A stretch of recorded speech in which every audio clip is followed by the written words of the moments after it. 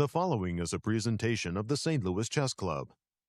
See, I got Fabi. Aronian, we were trying to get Levon for him as well, and he didn't mind either one. Those are good. Let's go. No greater place to be in need of a second than in the St. Louis Chess Club, and to have your pick of the litter of some of the world's best chess players. Away we go, though. And how about this? The opening move will be that e4 from Vishy Anand. I haven't had a chance to look at this as I was coming over from the club to hear, at high speed, I might add. John Casello, the driver, was bringing me over. But at high speed, I didn't get a chance to even think about this position. What did you guys come up with? Best move by test, e4? E4 was good. We liked f4 because the bishop's on h1 and the bishops are on h8. We understood that g3 or g4 are essential in order to get that piece into play. We also liked f4, and we heard the players talking about f4 and f5 in a number of cases. Like, for example, the opening move f4 is not bad. You jump out with the bishop, you follow it up with g3 or g4, knight comes to f3, and the players were looking at that, but Vishy went with the opening move e4, and then we saw Fabi and Gary looking at some French defense style looking positions after d4, d5, e5, etc., and we go from here. I got to say, looking at this position, it does look very reasonable from a Chess960 standpoint. The knights are on ideal squares to start. The bishop on h1 is on a fantastic diagonal. The bishop on e1 would be the biggest problem child in the position. Yes. But what a great position to start with. If you are playing Chess960, I mean, it just looks like a normal chess position. And these giants, they can adjust very easily to this sort of setup, and you're going to see a normal position, I think, inside, I'm guessing, inside of 12 moves. Because the knights are so well positioned, just as you said, Maurice. And by the way, in 960, most especially, you should realize that these grandmasters are going to be thinking 3 minutes, 4 minutes on their opening move, their second move, their third move, and it's all right. They will speed up, but getting adjusted to the new position is just very tough. That was what you had there was a, let me just, oh no, we've got the regular position. Hold on, we don't have the, I am doing something wrong. But while you get that up, I have to say I'm quite surprised to have seen Vishy take as long as he did. It means he and Liam did not look at e6 as their primary defensive option after e4. Of course, you only have 15 minutes to prepare. You can't look at everything. But they had decided that e4 was the correct first move, and e6 seemed to have come as a surprise to Vishy, and he decided, all right, let's just go with d4 and d5. Anybody looking at this just at a glance will think French defense. Like, what are we playing? We're playing regular chess, but that king on c8, actually transposing positions with the bishop on e8. That's the only change there. And then the rook on f8 with the transposition from the bishop on h8 as well. Man, this is going to be just a straightforward type position. It's looking so normal. It's actually very funny. I am actually a player who played the Rubinstein French as black, where I would take on e4 after knight d2 or knight takes e3, and I would play the move bishop to d7, then play bishop c6. So here, you get it in one move. Bishop c6 in one turn, and I got it. See, this is typical of Fischer 960 positions.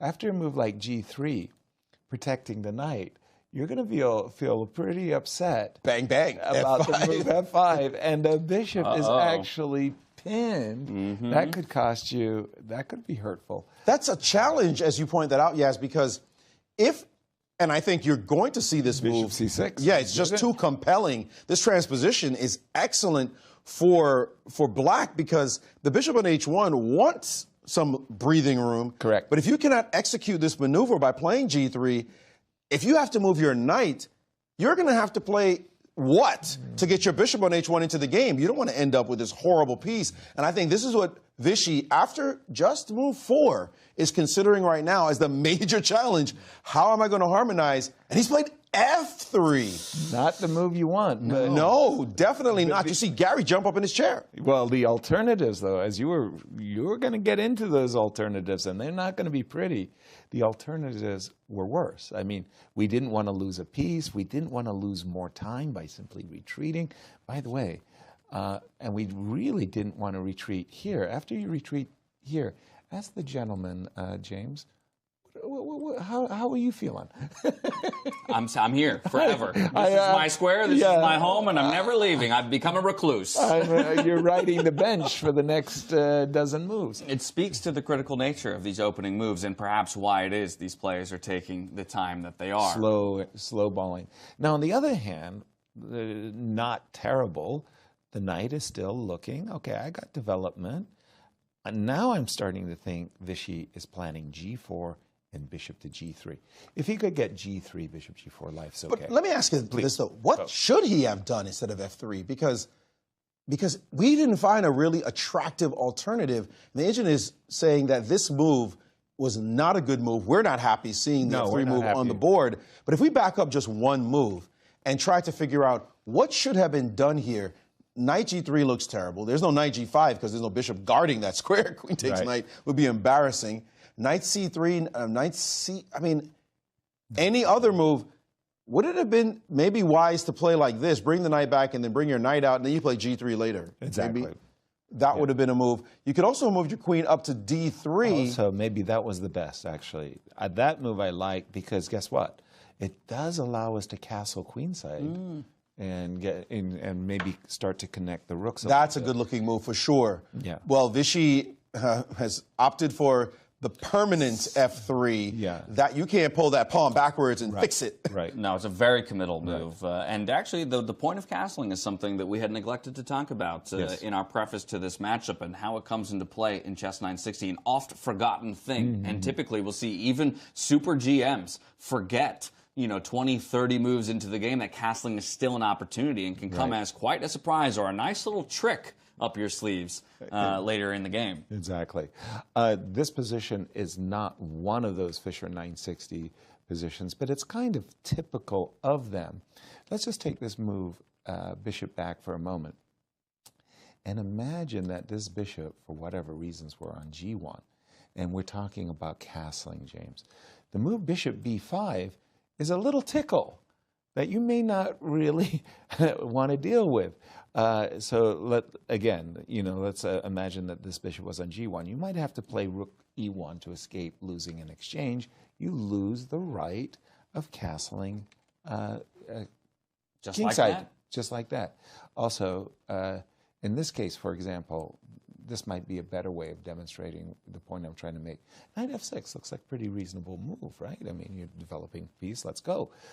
Two moves might stop you from making that move. One would be bishop h4, maybe pinning the knight. The other might be the move bishop to b4. You're certainly welcome to win a pawn. Excellent diagonal there. You're trying to win a pawn, right? You can take twice, but it's going to cost you an exchange. And again, maybe you don't want to play the move rook e8. All right, well, the challenge, the challenge now, and I see Gary head in hand, clearly his mindset is, I've got to somehow refute what just happened. Yeah, his intuition is screaming at him. F3 doesn't feel right. Exactly. There is no reason for him to give this pregnant pause that he is right now, that this long, when he could play a number of natural moves, if he didn't feel like, this f3, I smell a rat. But the challenge, of course, is what kind of form is Gary in? Because Gary tends to not, well, we know he doesn't play too much chess. He flies around the world. He's flying just constantly in Brazil with us for the Grand Chess Tour. Then he flew to Spain after that, then to New York City, now here. Just today, by the way, did he arrive. So what form is he in? He tends to get great positions in Chess960 when we see him play. But that ticking clock tends to be the bane of his existence. He has now played the move knight to e7, and that is not a move that the engine really appreciates. As a matter of fact, g6 seemed to be a more pressing move than this knight to e7. Surprising for me was the move knight e7. I did not expect it. What I did expect was what you just said, Maurice, g6. You know you're going to get the boys into the game, right? Free tempo. Free tempo. Let's say, just for argument's sake, you defend it. No, sorry. Let's say you defend the pawn with knight e2. Another move I find very attractive is the move e5. Why? Because we're talking about castling, and, you know, like, there you go. You just ended up losing the right to castle, and as soon as I castle, it's going to be with check. You could have just castled immediately with check, no? No. Oh, no. What am I talking about? That's the wrong rook, because the knight's on b8. I saw the f8 rook, and I went to cast in that direction. No, let me get my head straight. No better example of the difficulty of Chess960 than that right there. Keeping track of the castling. But the knight on e7, I mean, it doesn't look like it's going to a terrible square. No. Knight f5. Well, again, the combination of g6 and knight f5, if you can do it the right way. I'll make this argument in Gary's favor. He was probably considering g6. He was probably actually considering g5 as well. And the other move he had to have been considering was the knight jumps, knight f6, knight e7. But maybe he didn't want to see the move bishop h4, right? So he plays knight e7, and he says, you're not going to play bishop h4. I'll go h6, I'll go g5, I'll kill the pin. And that's nothing. I hear you, yes. That takes a lot of time, and there's a principle in chess of playing your necessary moves first. Exactly. And I would say that bishop on h8, it will be imperative that you push the g-pawn. Absolutely. Imperative. And it seems like that would be a good moment. This right here was a good moment to take advantage of that. Now, it's easy for me to say, also I have an engine that is suggesting the move as well. But just in human terms, pushing the pawn to g6, you know the bishop has to enter the game. And that's going to be, by the way, the theme going forward. That bishop on h1, boy, good luck coming into the game. While that bishop on h8 is going to be very easy with a simple move, g6. Yeah. For those of you joining us late, it was this move f2, f3 that rocked Gary backward. Like, what are you doing? Vichy did not want to play the move f2, f3. And the more I'm looking at the position, Maurice, queen d3 automatic was actually a really strong move. Absolutely. Because you're developing a piece, you're guarding the knight, and that whole tension along the long diagonal, it's easy to resolve when the pawn is not on f3, where it's really... Yeah, you'll bring the knight out eventually, and then pawn to g3. By the way, I pointed out this idea that, I mean, this reality that Gary doesn't play that much. Vichy doesn't play that much either. Even more so, Vichy hasn't played Chess960, he told me, since 2008. Oh, my goodness. Wow, that's been forever. It's been a minute. Right. It's been a while. So it will take them probably these 4 games to warm into this in terms of form. And we see queen d3 now on the board. In terms of form and in terms of just orienting themselves to the setting. And we may see some time pressure situations prop up. I'm going to say we will see some time pressure situations. Almost definitely. Knocking off a bit of the rust here for either of our players in the Chess960 format. But yeah, 25-10. Obviously, you do have some increment to work with, but Chess960 so often pulls a lot of time off your clock in those early moves because of what we've already seen. On move 3, 4, 5, you can get that reaction out of your opponent that something went wrong here. There was an inaccuracy, and I can feel it in my gut. Yeah, and Gary did feel it in his gut. That was why he took so long over the move knight e7. Now, queen d3, good move, by the way. Loving it. Came a tempo late. And it does set up the idea that the pawn on d4, potentially vulnerable. Well, guess what? I can actually defend that pawn with the move castles. It crossed my mind like a flicker that in this position, Black has the opportunity of developing his queen. And at first glance, this looks like to be a really strong move. Yeah, I like you it a attack lot. the pawn on a2, and if you make the mistake of playing king d1, oops, give me that skewer. Ooh, that's nasty. The problem with the queen d5 is I go c4 and I go, yeah, you just look silly. Like, get out of here. You bother me. And at the moment that you played it, it's like, oh, this is really attractive, to the moment you realize it's actually rotten. And it's amazing how from the previous position with that pawn move, all of a sudden it feels suffocating for the black position. Where do I go from here? 100% agree. And now the move G6 on the board. We anticipate castles almost immediately to be played by Vichy. No reason to think about this one for too long. It's such a natural move. You castle, you get your king safe. Well, your king is already tucked in on C1, but you maintain its safety and the coordination with your rook. Although now we see Vichy kind of go into a bit of a think. His alternatives are C3 and knight E2, but castles seem entirely too natural to just not play it and not waste these seconds. He's already behind on the clock. It's not significant, but it's real. And just these are seconds you're not getting back. Time waits for no one. And these are seconds you're just not getting back. So, again, it's going to take them some time to get into a rhythm. But, man, you better hurry up. Yeah. It's knight E2 or castle. Totally agree. I just have one problem with castles. Here's what the problem I have. In regular chess, in normal chess, in the opening, we want to develop our pieces towards effective squares, control of the center, and get a safe king. But you're also, chess is a game of information. Now that I know where you live on the queen side, I can adjust myself accordingly. I'm going to put my king on the king side, and I'm going to go A5, A4, A3, boom, boom, boom, boom, boom, and madly attack you. So the small problem I'm having with castles, which has been played, by the way, committal, and it basically says, yeah, that's my king. That's where I'm hanging out. Now the move A5, prepping A4, A3, and give me a wedge in the position, starts to be a little bit attractive. Yeah, that's a little bit greedy as far as I'm concerned, like hyper-aggressive. It seems to me that you want to move your queen and maybe, I just thought maybe castle kingside. I do. But that darn bishop H4 move with the idea of knight F6, if we could put that on the board, yes, let's play the move queen D7. Okay, queen D7, and the idea here is if I go king B1, you got what you've just about to tell me, castle all the way over. But you had a thought right here, which was bishop H4. And that's kind of like asking a question. That could be annoying. That could be annoying. That is something Gary will have to consider, and that weakens that weakness that he has, those weaknesses actually that he has on that side. And he has continued to move his knight. He's played the move knight to F5, a tempo on the pawn on D4. I wouldn't say it's the greatest tempo. I'm a little bit concerned about trying to win pawns this early in the game. I know you're a pawn grubber. Yes. Right, yeah. So a pawn is a pawn is a pawn. I'll take that. But this early foray of this knight, that's two moves now by that individual piece.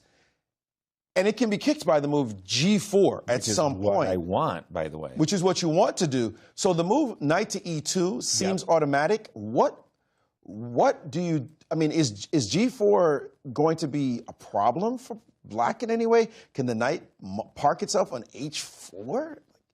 I just am not. Let's have a look. Thrilled necessarily. Yeah, queen E7. I wasn't thrilled either about the move queen D7. The problem was having queen D7 sort of like making the queen a little bit of a target. So queen E7. And now let's go with what you liked was initiate an attack, G4. By the way, doing a very, I mean, when you play the move G4, the bishop on H1, I heard the cheer. It just said like, yeah.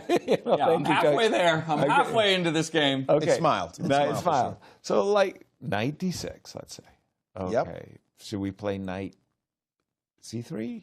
Well, what's the problem moving this knight? Why aren't we moving our bishop that's sitting on E1 and connecting the rooks and harmonizing? It seems like different moves here. Bishop G3, maybe bishop B4.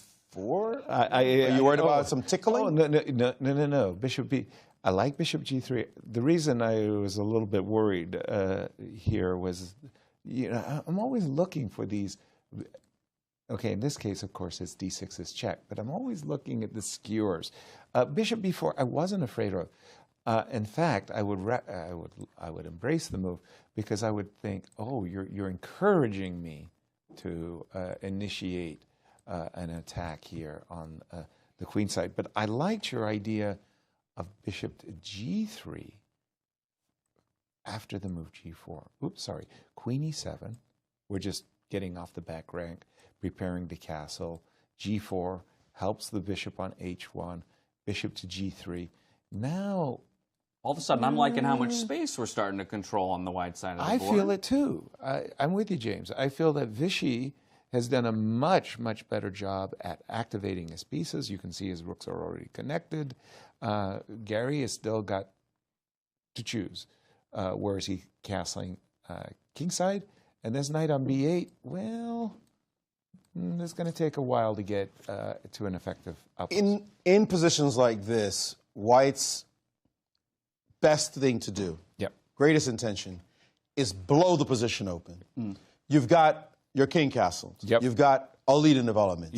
Your opponent's pieces are still sitting on their original squares, multiple ones. The rook on a8, the knight on b8, the rook on f8, we can say is developed, theoretically speaking, although we don't know exactly where it's going.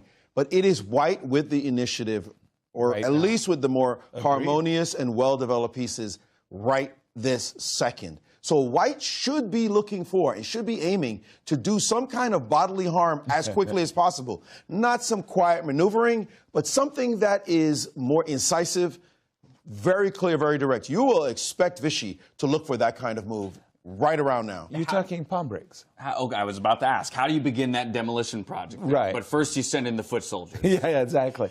So what Maurice is saying is whenever you're better developed, look for those pawn breaks that open up the position for your better developed pieces so you can hit away.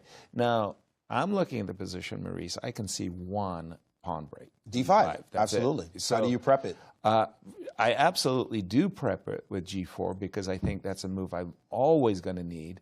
I think the knight on e2 has done its job.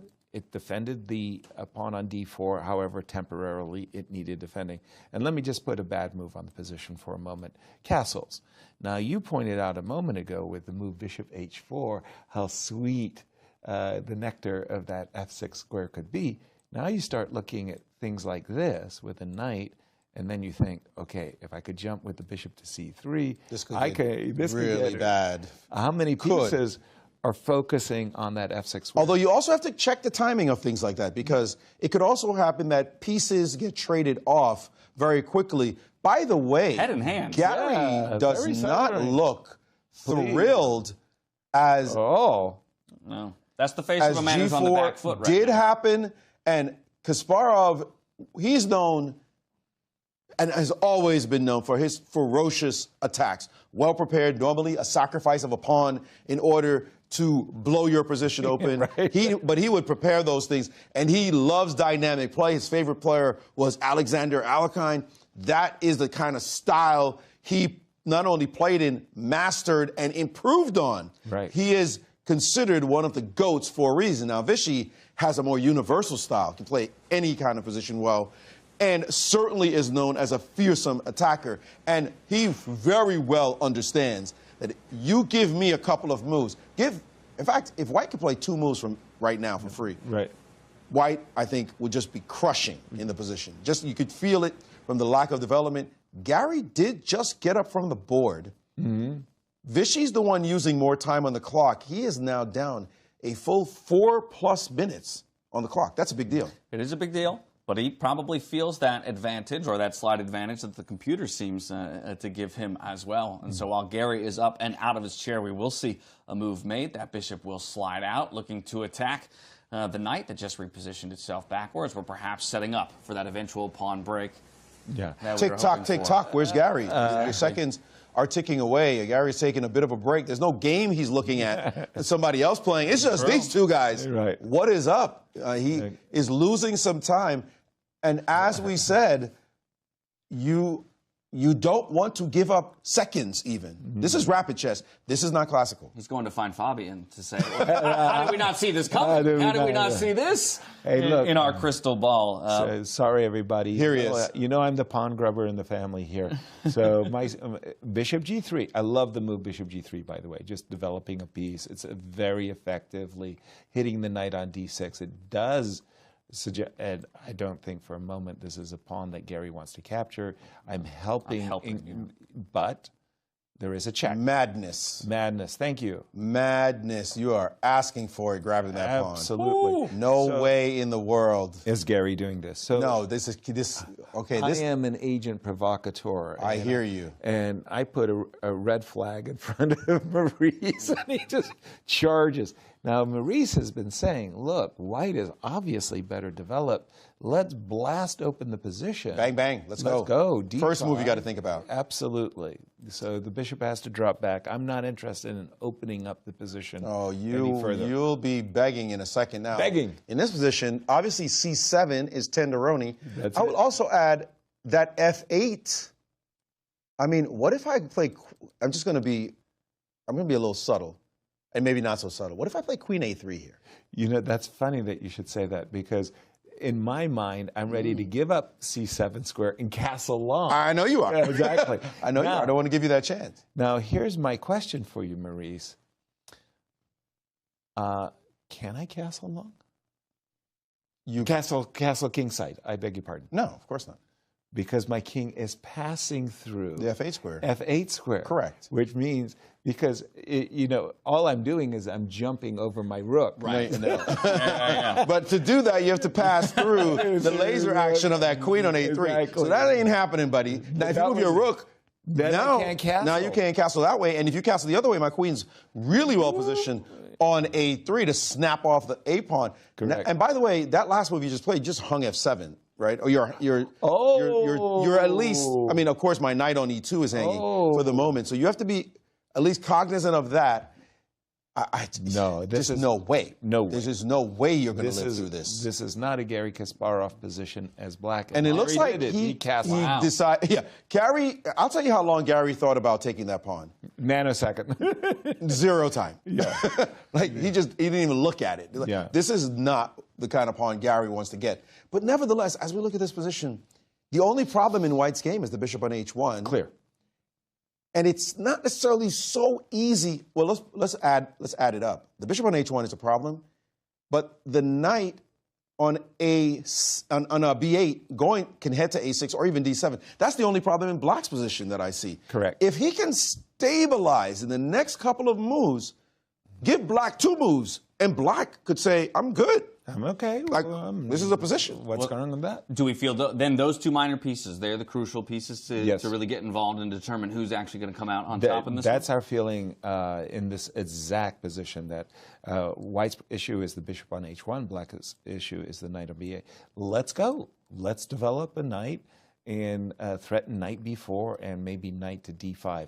Ooh, that's so slow, though, is it not? No, I mean, if I can get it to B4, I'll win a tempo. Okay. Yeah, you can't allow that piece in. You want to play the move D5 here, obviously, as White. This would be the line we've been looking at. Dream. Of course, but the move knight B4 wakes you up, hitting the queen, hitting the pawn on D5, and you say, I didn't get the break I wanted. Just donated a pawn there. Let me interrupt you and say that VAR, Grandmaster Varujan Nakobian in our production booth, he says, wait a minute, guys, did you see that Gary used 2 hands to castle? That's not correct. There you see it. He used 2 hands to castle. Rules of chess are that you use 1 hand. You can use 2 hands where capture is concerned. I want to take your piece off the board and put my piece in the way. But when you castle, it's supposed to be one-handed. It's a good observation. I actually did it in a hustle video. Oh, you did? I did with viral video, and people were like, "Well, Maurice, you castle with 2 hands." Well, the arbiter didn't come over and smack Gary or reprimand him in any way. And Vichy chose not to speak up either. Maybe you can give me a bit of a history lesson. Is that just a matter of etiquette, or is there more of a reason behind the idea that we're doing everything with 1 hand? It's a rule. Okay. It's a rule. Just When simply you use one hand when you're moving pieces. Remember, like it's castles. touch move. So which piece did you touch? Touch. First.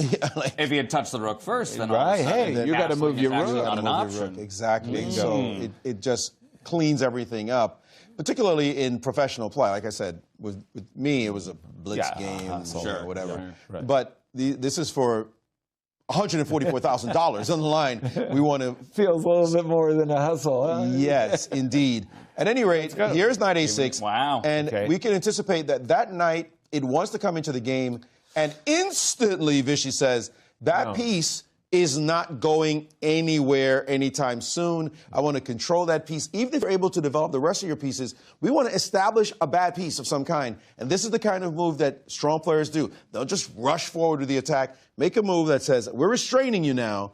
I'll go figure out what to do in a couple of moves, and you'll always have to wonder, how do I get this ugly horse into the game? A knight on the rim is dim. There you go. And so now it feels like I just pigeonholed myself. I made what was already an uncomfortable piece, maybe even more uncomfortable, now sitting over there on a6. Okay, but I did provoke what our friend Christian Carilla likes to call a hook. If ever the moves b5, b4 ever start to land, I will pry open the queen side. The move rook on a to d8, I like that move a lot. Not only does it develop, but it tries to take the sting.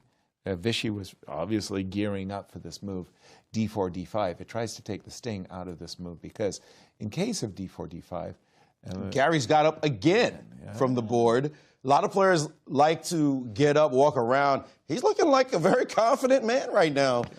But he's one of those who likes to walk around. We've seen him for years and years. He's like a hawk. He wants to just lord over his prey, not worried about sitting there focused for too much. You notice Vichy has not gotten up once from the chessboard. Vichy's just stone cold. I'm sitting here for a minute, and I'm not going anywhere. But here you're showing this variation. Exactly. Where I feel that Vichy isn't getting anything with the pawn break. He didn't make it. He made a secondary move. I think he took. He did take on d6. On d6. He captured on d6, and that shuts down the d file. So rook a d8, hoping to have some pressure along that on that file. Sorry. No good. No, that file is closed. Yeah. That door is closed. Now, though, you did get one square for your knight on a6. It now has the c7 square to journey to on the path to d5. Yep. So Vichy has to show something soon. I think there's some trade-offs here, guys. I'm seeing, remember we were talking about the break d5, and you were saying, Maurice, you want to be able to pry open the position. Another break, potentially, is for the move f4, f5. And that invites the trade of bishops, by the way. f4 on the board. Yeah, and I like that move because, again, I see white as the one dictating and saying, I can play the move d5, I can play the move f5. It looks as though black doesn't have similar breaks to use Precisely. in his position, and that bishop on h1 that had been a problem child for so long had not moved after 14 moves. Now it's breathing some air and saying, I know you went there as early as move 4 with bishop to c6, but now we can trade off that bishop on the diagonal. Give me your good piece for my bad one, and then I'm going to go about my business, as you said, yes. Yeah. f5 is going to be in the position. d5 is going to be in the position. And for the moment, the knight on a6 is still a little bit of a problem. This is advantage white. Mm-hmm. It's not massive, maybe, but it's definitely there. And it's comfy. It's easy play. I don't have to be a genius to handle my business here. I'm going to play king b1, stopping these queen g5 check ideas. I'm going to go king b1. I'm going to play f5. And by the way, if I can get in d5 as well, give me that too. So from Vichy's point of view, he's the one who can initiate the clash. From black's side, where's black's? That was my question. Yeah. That was going to be my question. Whoa. Show me black, give black a couple of moves. I'm reacting. You want to play b5? I might snap it off if you put the pawn on b5, especially if we trade off bishops. Right. I mean, if you play bishop takes bishop and then b5, I'm taking it. So you don't have b5, b4 that easily. e5 looks like an absolute no-no, right? Like, how do you even figure out a way to organize your pieces for that? And f5 is your main pawn break, but do you really want to open up the side of the board where your king is sitting? maybe you do. Maybe give yourself some kind of space to stop White from playing the move F5 himself. But it is clearly White. Any GM looking at this say, I'm taking White. No, I prefer. Ever so slowly, right? That weakness, that light squared bishop is becoming very much a strength now in Vishy's position. Yep. Now, kings on opposite sides of the board. I have typically understood that as kind of an opening of the gates for aggression. Yes. Right? That both sides now need to be launching attacks as opposed to maybe being conservative and looking to turtle up. Right. But by all accounts, it sounds like only one person really has the permission to go on the attack. Even now, a retreating move with the knight looking to reroute here. Right. Gary's trying to find those defensive resources. Exactly, and that's what he's doing. And I like that turtle up. Huh? But yes, White's king on the queen side means that he can launch an attack. H4, H5. Let's get down to business. White's king on B1. Black B5, H4, B4. Let's get down to the business over there. Yeah, so you just said it. Yeah. If you put a pawn on H4 right now. Right, let's do it. You've got D5 potential, And F5 potential, H5 potential. Show me what Black has. Send the This infantry. is not a move that Gary would like to see happen on the board. No. He is now, by the way, remember that lead he had on the clock? Let's note, he's the one now who's down 3+ minutes on the clock with no real play, no initiative to speak of. He's going to have to defend what looks like an honest, and there's the move. H4 on the board. Gary sitting up in his chair and thinking, I don't like to be hunted, but sorry, you are the prey right now, and you've got to figure out exactly what to do. Vishy hasn't played the variant since 2008, and he's playing it near perfectly here today in 2025. Yeah, I wouldn't double guess any moves so far. You know, I'm seeing, gentlemen, I'm sorry to say this for Gary Kasparov fans, I'm seeing play on one goal. I'm seeing Vishy playing, you know, we've been talking about it, H5, F5, D5, and Gary, he's watching. He needs to mix things up. And I don't think you can just lay back and watch these F5. It's not the move I would really want to play in the position, but it might be necessary. Yes, exactly. It does protect against H7. I'm actually feeling okay with this. My rook is actually patrolling against both H5 as well as D5 breaks. So I don't think you're capturing. But I mean, It's not a move I like. I gotta be honest. Screaming for multiple pawn breaks. What if you play H5? I know you don't like the book, right. Pawn Power by Hans Kemach. Yeah, I know. You shiver whenever I mention this book. But this is the kind of lever action that Kemach talked about. Those pawns, I mean, you got to admit, that looks sexy. The way the pawns are hitting G6, F5, the pawn chain around Black's king is collapsing. Look at White's king. Hey, homie, Beautiful. I'm chilling like a villain. I'm good. Your king is the one where pawns are just going to be opening up on that side. You can't take on G4 now because I take on G6. Or do you? I mean, what do you do here? No, this is bad. This looks disaster. Actually. Looks horrible. Yeah. H5 is a money move. Maybe you have to. I would take it. Oh, man. Okay. Wow. So You what are am I thinking? Why would I take that? Which obviously is a gross move. It opens up the G file. Guess what? After the G file is... And it's on the board. Excuse me. Yeah. F5 on the board. We are seeing some hot chess at the moment. Gary smelled the bacon, and it was his bacon that was being sizzled. So that move F5 had to stop and reverse and say, look, I need to flip the script here.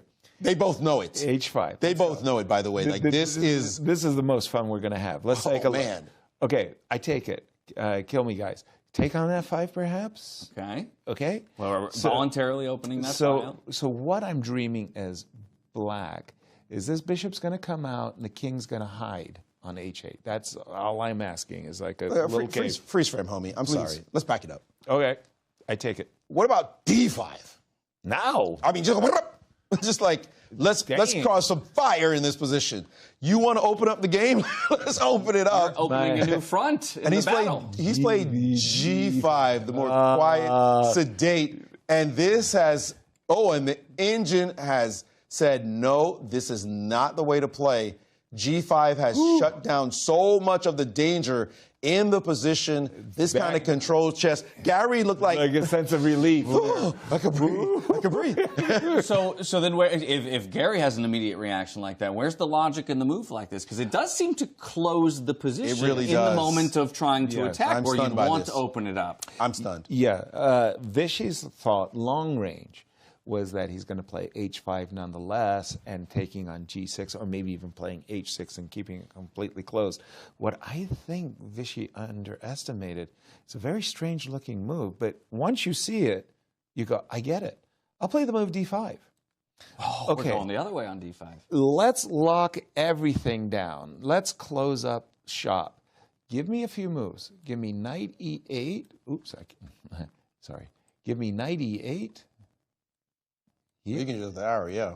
Knight d6. Put that on e4. And put that on e4. And you're not going after my king. Let's just put a move on the board. I'm not saying but also, Yaz. Yeah. Also, I understand you're playing positional chess Yep. and all that. I'm also fascinated if we take this position after d5, that black with the center closed, Yep. with it shut down, the gravity of the game shifts to the wings. Yes. It's possible for Gary to now start playing b5, Right. a5, b4. Leave the knight right where it is and go whole hog. You were trying to get at my king. It's time for me to get at your king. Exactly. So b5, a5, b4, open up that side. I'm attacking. I'm going to shift over. This is totally shifted. That move g5 was so much slower than he could have approached the position, and Gary is sitting up. Gary just played that move that leads to the And d5 with that exclam on the board, and Vichy definitely has slipped with the move g5. The engine is also showing that this position is not necessarily that great for white anymore. And h5 on the board, as we said, the shift in the gravity of the situation, the center is closed. You might have thought of that backward pawn on the open file. That pawn on e6, take a look. That pawn right there looks weak, Good luck. Attacking. Who How are do you get to attacking it with? The knight is guarding it on c7. Right. So we have moves. We can just leave it there and go for it on the other side. Gary's looking over, but I'm going to say I'm sorry. We're going to pound the pavement many times on this. Time is not your friend. True. Time is not your friend. Look at the clock. Ooh, Gary under 5. has only 4 minutes and 15 seconds ticking down. Vichy has 9:49. You can have as much a good position as you want. You're okay. That's great. But you only have about 30 seconds left. You're not going to play best moves time after time after time. No. Time is not your friend. Gary has wasted a lot of time getting to this position. Now dipping between, or below, rather, 4 minutes for the first time. Of course, they do have 10-second increments, so we're not necessarily going to see anyone flag. But time becomes something that eats at the back of your brain. It's and there. It lessens your ability to make the optimal move. Exactly. With that, we see kind of both ideas on the board, right? Whoa, we have the d5 push. Now, he's going to take over here. What? What? Why? Okay. I mean, even before you see the engine bubble, why are you opening up that side? Well, the funny part for me was that I had actually thought, if you take that pawn and you end up putting your bishop on g6, it's going to be really, really hard to open up the king side. But no, I was definitely all for b5, a5, Go b4, for it. Bring it. This is such an odd move to bring the bishop back. And as you said, you could put your bishop on g6, but that bishop on g6, you have a funny term for that, Yaz, I remember. Septilicus or something? Septilicus. Septilicus, that is the term you have to use. think of a septic piece. Okay. A septilicus is a piece that resides in the rest of yeah, the position, yeah. It's terrible. It does sound very much like a disease. My liver shudders at the idea of a septic piece. Septic. I mean, the bishop on g6 is going to look terrible. The engine also gives that a bad move. And Gary playing this move, my heart hurts for the harmony, as far as harmony in the position is concerned, and just for the life of this one single piece. Poor thing. Well, what he's done. Look at it. He has gone ahead. By the way, you can also just go get the pawn and still open up that side. So you didn't shut anything down by taking on h5. What I think he had in mind is that we're going to trade bishops on my terms, straighten out my structure, and I'm ready to vacate. I'm going to put on my tennis shoes, get running, king f7 and rook h8. Very unusual for Gary Kasparov to be playing such a defensive way in defensive style when he had that opportunity to go b5, a5, b4. I did not expect Finding his that. way to a Stonewall structure. They have picked up the pace, by the way, in the last couple of moves. Let's see. As you see, we've seen quite a few moves get played. Vichy decided his knight on c3 did not have a future. Let's bring it back. He's brought his bishop back to e1. Just in case you were thinking of putting your knight on d6, that bishop is going to snap that sucker off before you ever get to e4. That might have been Gary's plan. Maybe that's what he thought he could execute. Right. But it ain't going to happen. And he's not playing queen c7. That is his intention. If a knight, and I will agree, if a knight lands on e4, this could be a challenge for white to break through. Agreed. But at the moment, it looks as though Vichy can shut that down and not allow it to happen. In the meantime, the h-pawn is dead. I mean, he's just dead. Gone. The harmony in white's position is fantastic. Everything in white's position looks wonderful, including the knight on e2. Black's position, on the other hand, looks like a picture of disharmony. They just look like pieces on squares.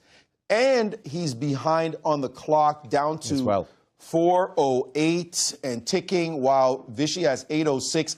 And the problem, as far as Vichy is concerned, it's so easy to make moves. No, easy, happy moves. Bishop b4, bishop takes h5, double rooks. Let's go.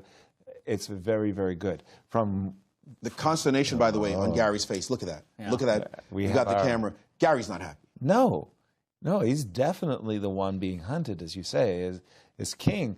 I'm actually expecting Gary to include moves like, I'm not joking, bishop to g7 and king f7, and getting on his running shoes, because the h-file is being pried open. And you do not want to, I'm going to play a bad move for the players for the moment. I'm going to play b6, yeah? And after, for example, queen h3, right? You see what's happening down here on the h-file.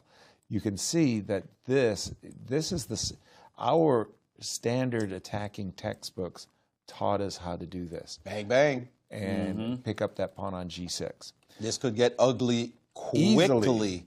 So that was why I was saying, go ahead, play bishop, play bishop g7, queen h3, king f7. What did I just see? He just played the ultra quiet. Vichy has been just playing with his food this whole game.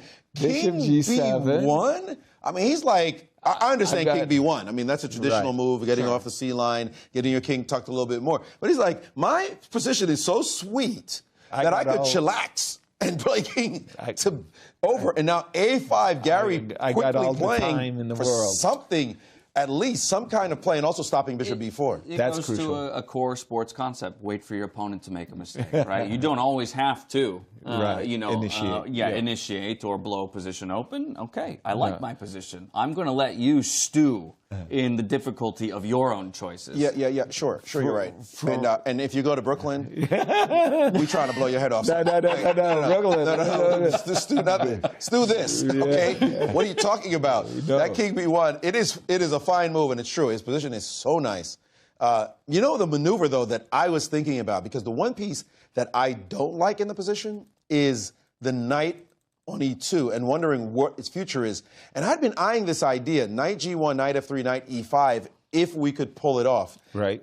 It's also a slow maneuver, and the pawn on f4 hangs. In that hold while while you move the knight, the queen is sitting on c7, hitting that pawn.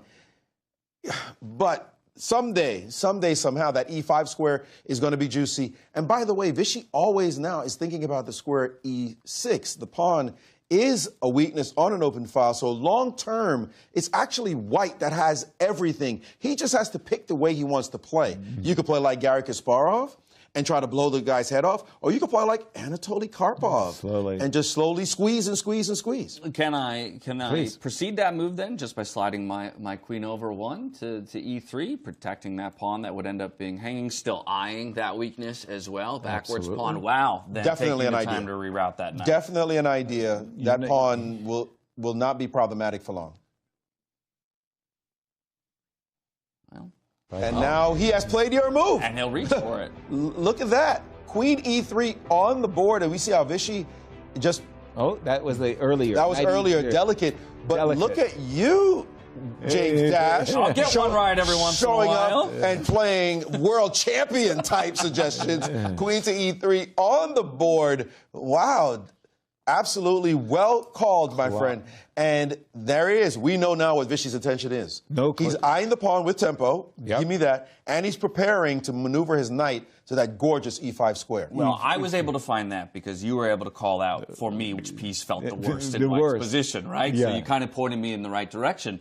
Shoes on the other foot. Let's look at Black's position. Perhaps multiple bad pieces, but what is the most imperative piece for us to get involved here on Gary's side of the board? Well, I'll just go back to the move that before Queen E3 was played. If you make another slow move, prophylactic move, King A1, Gary was all about knight to D6 and knight to E4. Bishop B4 could no longer land. So the nice thing about the move Queen E3 is it says, you know, you've got to answer to this pawn. Now, if I defend the pawn, it has been done. King F7. Let's just get it going. King F7 was played, and then knight G1 was played, and now rook to C8, hitting the pawn on C2 with check. It's all been played. And that's all on the board at the moment. Gotcha. So I'm guessing we're just going to defend the pawn? And I hate making defensive moves like this. This is what Gary has in mind. Exactly. Knight coming to C4, knight coming to E4. We need some kind of tempo move. Whoa. What are you doing with that rook move? I'm not sure. I was thinking I was going to take with check. Put the rook on H7, put the knight, as you wanted, Maurice, as quickly as possible to the E5 square.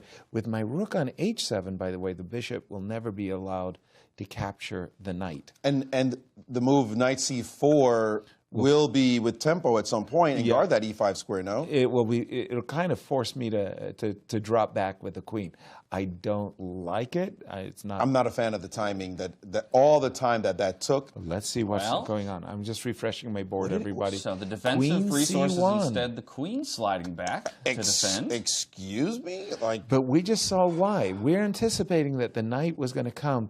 And we understand. I think Vishy's making a sophisticated, reasonable argument here for his play. And we see queen back and a trade. Oh no, sorry, you were making moves. Queen back, knight D6, and now bishop, and now bishop back to E2. I didn't like. And I didn't like the spirit. I didn't like the spirit of Queen C1. Right. And now bishop back to E. He's played. By the way, could we note? We are playing Chess960, right? Yeah. The queen has gone to C1. The knight has gone back to G1. Yeah. The bishop is still on E1. It looks like White hasn't made many moves at all. From the starting position, right? From the starting position. And Black's the one who's made tremendous progress in the last several moves. This looks like he's reset for Chess960. I'm totally not a fan of the way he has played in the last few moves. Look at this. Gary on his high horse. Yeah, he's saying, look, if I can get him B4 and this bishop is lurking, the knight is ready to jump to C4, he's really improved his position a great deal. Some time has been lost by Vishy in this whole knight E2, knight G1, knight F3. I don't think he did it in the best way. Rook B8. Here comes Gary with rook B8, and we know he's got a target now, and he knows it. B4 will be coming ASAP, and knight C4 will be a move as well. The fact that the knight gets to E5 after all this long maneuver is of no consequence to Black now, because you don't have an organized method of attack against the Black king. It's going to take multiple moves. I mean, meantime, Black's got it easy. We were talking about the pawn break. Yeah. B4 is coming, and he wants to play B4 when you can't necessarily play A4, 95 on the board. Yep. Gary now thinking, by the way, 227, let's note. Time is still a factor. He's got to play blitz. They're going to play blitz later, but he's got to play blitz now. Now he's got 2:20 on the clock. Yeah, but yes, Sarah, you had mentioned the idea of the Black king strapping on the running shoes and going across. I think he made it to his front porch and maybe decided, actually, you know what, let's take a lazy day back inside. It's raining outside. Whoa, I did not expect that. He has taken the knight. Wow, very unexpected for me. And planted his knight on E4. I think he feels more comfortable that his bishop on G6 does the job of guarding the H7 square. His knight looks permanently ensconced on the E4 square. It's only a bishop that can get rid of it. Yeah. Right. So he's like, okay, we'll go for this. I got to say, I'm a bit surprised that he made this choice, but I can see why he thinks this is okay. And he's got to play instinctively, just do whatever. Quickly. Even if it's not the perfect move, start making moves. You don't want to lose on time. Yeah. A little bit of a pause there for Vichy as well. For me, there was two choices. There was the move rook d4 to prevent b4, as well as rook to d3 to prepare rook h3. He chose the latter. He chose rook h3. b4 came instantly. a4 came instantly. No way. You don't want to open up your queen side. And this is the move that I was concerned about when I was looking at the move b4, is that he might play a4, and Vichy had this plan. And now Gary, you saw that face he just made, leaning back because he's thinking, how do I crack that open now? That safe is trying to get hyper locked down. If he could somehow crack it, b3 is not looking that attractive, but why not just bring the pieces over? This is looking like a regular chess position, guys, except for the queen on c1. So, as usual, Chess960 often turns into just a regular-looking chess position. But the main problem is the queen on c1, rook over to h3, and that's a very transparent threat. I'm taking that pawn on h7 and winning your queen, so that's a threat to deal with. King probably has got to move over. Oh, e8. Wow. King e8. No, I did not expect that one either. I thought the king would, you know what? I take it back. He did put his running shoes on. You're right. You know, like a short jump. But whoa. Can Vichy make bishop h5 work? Bishop a5 looks awfully compelling. Because I can drop a rook on the... Oh, there's b3. Yeah, he's got to worry about what's happening on the other side of the board, though. Exactly right. b3 is a problematic move. He also has bishop b5 with check, but it might be some kind of hit on that side as well. Whoa. Bishop a6. Nuanced, and Gary not happy. He's upset at himself for allowing this tempo to occur, and now he's going to have to move his rook off the file and put it to d8, which he did not want to do. He was happy with the square. A lot of emotion Gary shows when he plays. Yes. And now that bishop can always go back to b5. But the main question is the queen. How does the queen get in the game? The queen on c1. Yes, the white queen. And Gary now shaking his head vigorously. He does not like the last few moves. He just says, I didn't like king e8, by the way. I mean, let me be brutally honest about that. But what is I didn't like rook e8. Is it so disastrous? The inch is not giving him like death sentence in this position. No. But he's feeling like he's lost some of his harmony, and queen d1 played. He needs to just reset, play the game, keep going. This is blitz now. Well, blitz plus 10. It's not quite blitz. But 301 for Vichy, 155 for Gary. And Vichy trying to answer that question you just asked. How do I get this queen involved? So a small reposition here over to d1. I like this move very much as it prepares queen to d3, bishop to b5 check, asking black where his king is going. The problem is, whoa. I was about to say, the problem is I can't play the move rook d7 because of bishop b5.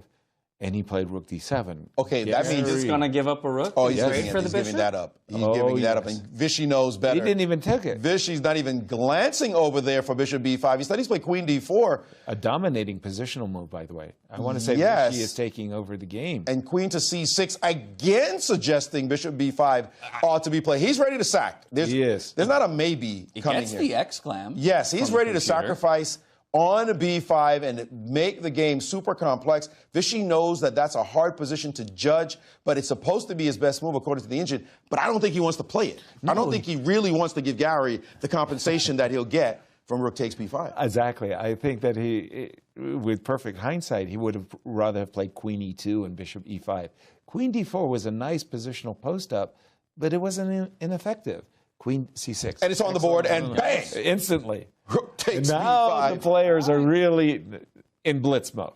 Now it's a full-out, whoever has the better instincts, whoever has the better form. But who do you trust here in this position, objectively? Objectively, I think it's easier to play black because I can play rook to b7 and a4, and I'm the one more worried about my king. Right now, black's king, I don't want to use the term safe, but it feels like nobody's asking me any pertinent questions. Interesting last move, bishop to f2. Bishop f2. Which seems a little Wow, rook to We're just trying to offer a B6. trade of queens. Yeah. right? I think so, James. Yeah. Gary shut that down. Instantly. It looked like the engine's not too thrilled by that move, but I would say it's a natural-looking move as he prepares the move A4, and it's a look at the definitely clocks.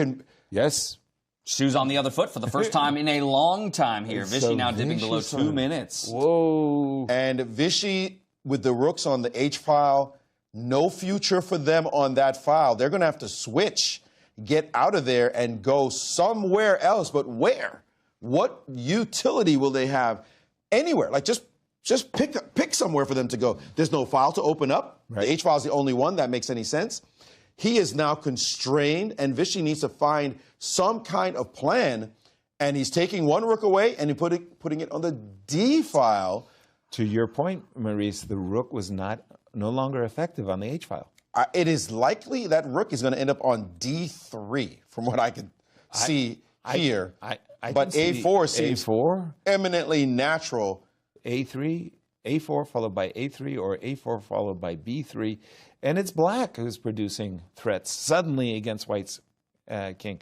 That hadn't been the case for the first 20 moves. The Right. white king was chill. Guess what? We're actually in move Queen E2? 40. That came out of nowhere.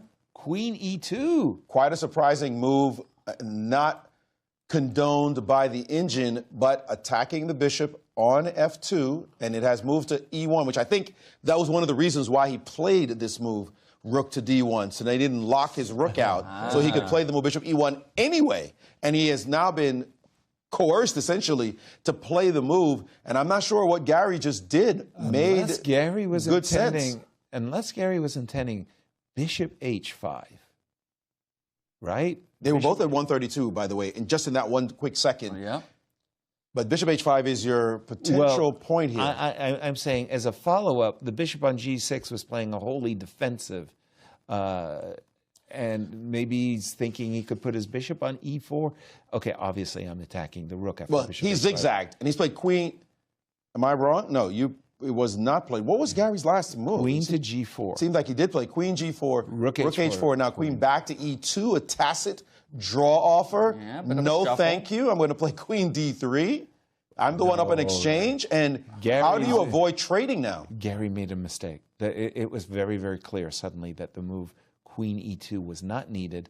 Much stronger was A4. And Gary has just He has a played look the on move his face bishop of H5. An unhappy man.